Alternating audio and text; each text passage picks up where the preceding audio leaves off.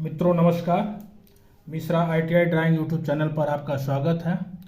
आइए आज हम लोग डायगोनल स्केल की रचना करने के बारे में सीखें, जो परीक्षा के दृष्टिकोण से बहुत ही महत्वपूर्ण है और इस तरह के प्रश्न परीक्षा में अक्सर पूछ लिए जाते हैं।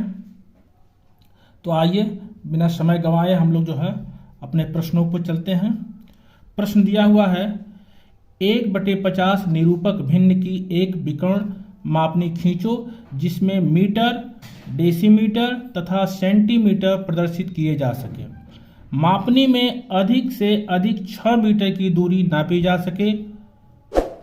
3 मीटर, 6 डेसीमीटर तथा 7 सेंटीमीटर प्रदर्शित करो। इस प्रश्न में RF दिया हुआ है। RF अर्थात निरूपक भिन्न 1/50। अगर ये RF ना दिया होता तो हमको इसे निकालना होता। अब जो स्केल हम बनाएंगे उसमें उसके द्वारा मीटर, डेसीमीटर तथा सेंटीमीटर प्रदर्शित करना होगा और यह स्केल अधिक से अधिक 6 मीटर की दूरी नाप सके। तो आइए सबसे पहले हम प्रश्न को हल करें। तो डायगोनल स्केल बनाने के लिए या कोई भी स्केल बनाने के पहले हम निरूपक भिन्न का मान ज्ञात करते हैं, जो दिया हुआ है ये RF बराबर 1/50। अब इसको हल करें। दूसरा स्टेप है मापनी की लंबाई। स्केल की रचना करने के लिए मापनी की लंबाई कितनी होगी ये हम हल करेंगे। तो मापनी की लंबाई का सूत्र है मापनी की लंबाई बराबर निरूपक भिन्न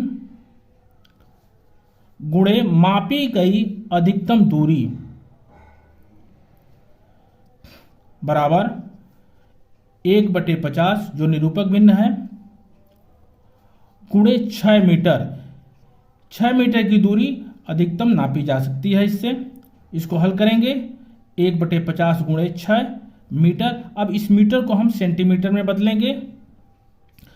सेंटीमीटर में बदलने के लिए 100 से गुणा कर देंगे। तो 1/50 गुणे 100 गुणे 6, इसको हल करेंगे तो 6 गुणे 2 आएगा बराबर 12 सेंटीमीटर। अर्थात हमारी स्केल की लंबाई 12 सेंटीमीटर होगी। LOS बराबर 12 सेंटीमीटर लेंथ ऑफ स्केल। अब आइए हम लोग अपना स्केल की रचना करें।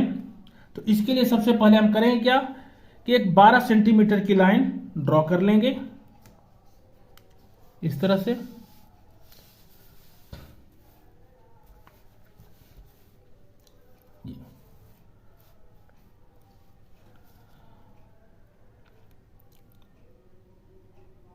ये यहाँ से लेकर के ये 12 सेंटीमीटर की लंबाई हो जाएगी यहाँ तक। अब इस 12 सेंटीमीटर की लंबाई को 6 बराबर भागों में बांटेंगे। तो 6 बराबर भागों में बांटने के लिए सबसे पहले एक न्यून कोण की लाइन ड्रॉ कर लेंगे इस तरह से। ये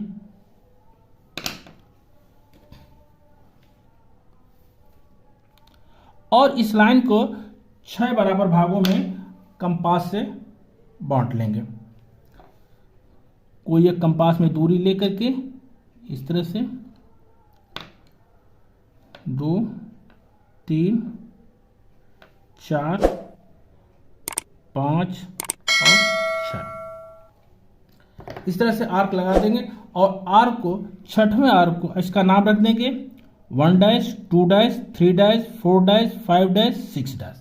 अब इस 6 डैश को इस किनारे से मिला दें। ये अंतिम बिंदु है, अंतिम से मिला देंगे। अब इसके पैरेलल सेट स्क्वायर से या मिनी ड्राफ्टर से इसके पैरेलल 5 डैश पर एक लाइन ड्रॉ करेंगे जो यहाँ पर तक जाएगी। फिर इसी तरह से 4 डैश पर एक लाइन ड्रॉ करेंगे। फिर 3 डैश पर एक लाइन ड्रॉ करेंगे।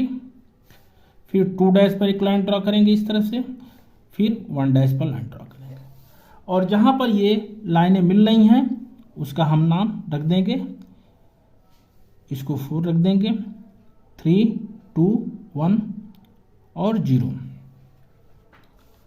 अब इसके बाद एक खाना छोड़कर इसका नाम जो है 0 रख देते हैं। अब इस 0 से बाईं तरफ का जो खाना है, अर्थात पहला खाना, बाईं से पहला खाना, उसको 10 बराबर भागों में बांटेंगे। बांटने का तरीका वही है, फिर एक न्यून कोण की एक लाइन ड्रॉ करेंगे इस तरह से, और इस पर 10 चाप लेंगे, कंपास में ले लेंगे इस तरह से, 2 3 4 5 6 7 8 9 10। अब ये 10 बिंदु हमको मिल गए इस तरह से। अब इस 10वें बिंदु को फिर इस 0 से मिला देंगे, इस तरह से मिला देंगे, और सेट स्क्वायर से फिर इस तरह से हम लाइनें ड्रॉ कर देते जाएंगे इस तरह से, सारी पैरेलल लाइन ड्रॉ करेंगे।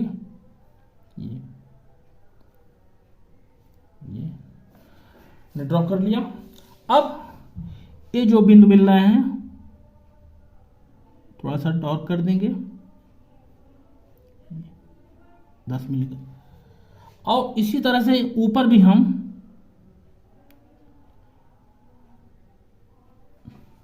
10 बिंदु मिला लेंगे ये। अब इसके बाद एक खाना इधर से छोड़ देंगे, एक खाना छोड़कर, यानी कि इस पॉइंट को इसके पहले पॉइंट से मिलाएंगे ये इस तरह से, फिर इस तरह से क्रमशः फिर हम भी मिलाते जाएंगे, जो कि तिरछी लाइन होगी इस तरह से ये।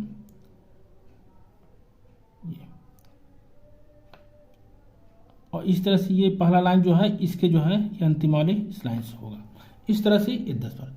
अब हम इस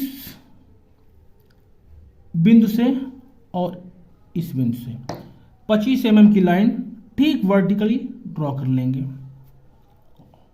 ये, और ड्रॉ करके एक आयत बना देंगे। आयत बनाने के बाद जो हमें ये पॉइंट्स मिले हैं ठीक इसके पैरेलल, इस लाइन के पैरेलल इन लाइनों को भी जो है ड्रॉ कर लेंगे इस 2 पर, 1 पॉइंट पर, फिर 0 पर, फिर ये मिला दें।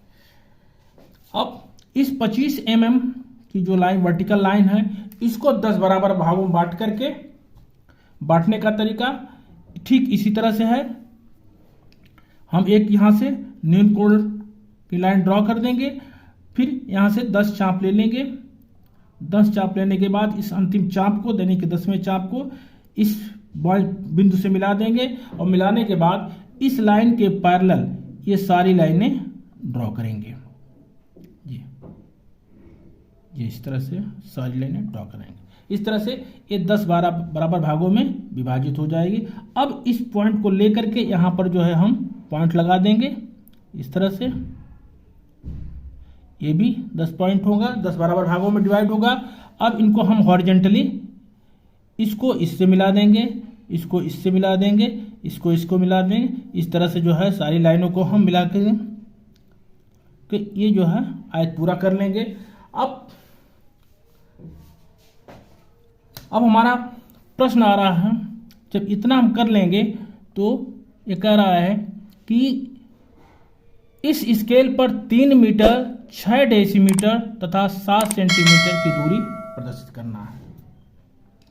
अब जो भी हम, तो इधर की दूरी पर ध्यान रखिए, ये मीटर में होगी, ये इस तरह से, और इधर की दूरी, ये दूरी जो है डेसीमीटर हो गई, ये। और इधर की दूरी ये जो है सेंटीमीटर होगी, ये दूरी सेंटीमीटर की।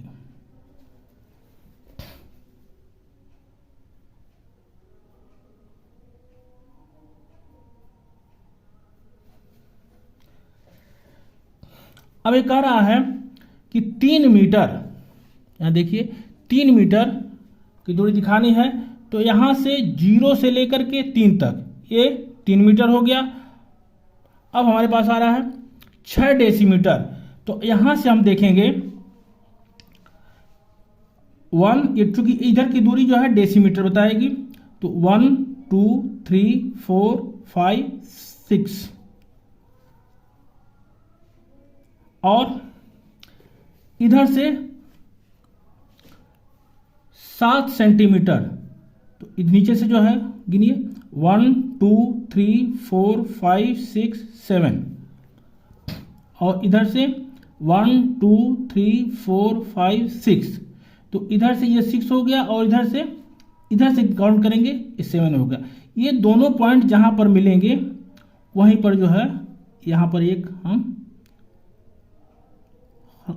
डार्क कर देंगे, डार्क सर्कल बना देंगे, और फिर ये किस लाइन, हॉरिजॉन्टल लाइन पर जाकर मिल रही है, तीसरे बिंदु पर इसको डार्क कर देंगे, और इस तरह से ये दूरी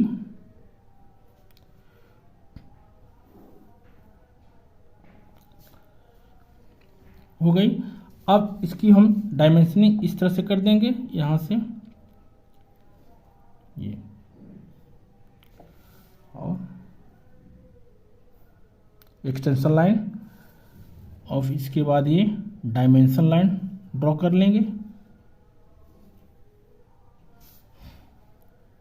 एरो हेड बना देंगे, और अब इसके बाद यहां पर हम लिख देंगे 3 मीटर 6 डेसीमीटर 7 सेंटीमीटर।